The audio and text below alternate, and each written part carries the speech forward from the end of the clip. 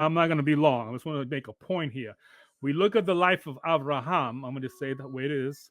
He was 75 years old when he went out, when God called him. 75 years old. Could you imagine that? Can you imagine yourself being? I mean, I'm not even 70 years old, and I feel like that sometimes when I wake up in the morning. I know what I'm talking about. But this man is 75 years old, and he's gonna go out into a quest, into a different thing. His whole life's about to change, and he doesn't understand it. And then God says he's going to make him a great nation, and he's saying, "How is that going to happen?" And he says, "Well, I got an idea." You see, that's the whole thing. Right away, probably Abraham started putting things together, and that was a big mistake. And then later on, God's telling him he's going to bless him, he's going to give him a child, and Abraham saying, "Well, I'm don't have a child, but maybe since I'm old, I can't have a child, so maybe I can use Eliezer. He can help me out." And that was not the plan. You see, God had it all worked out, just like your life and my life. God has it all worked out from A to Z. And the minute we step in, we mess it up.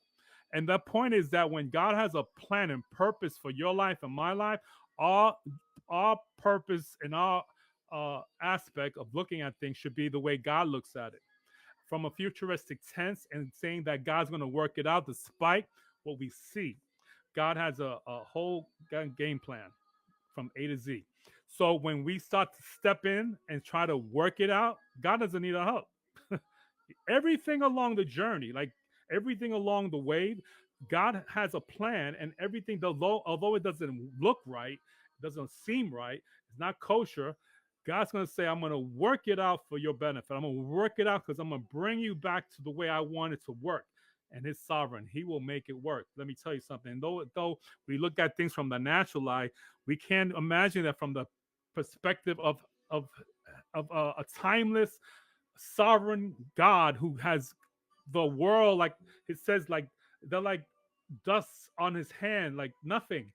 And He created everything, and the stars, the moon, and everything. And then we can't even believe Him for something so minute in our own lives, and we have to go and step in the same way Abraham had to mess things up and working it differently. And God eventually again brought him back to the journey.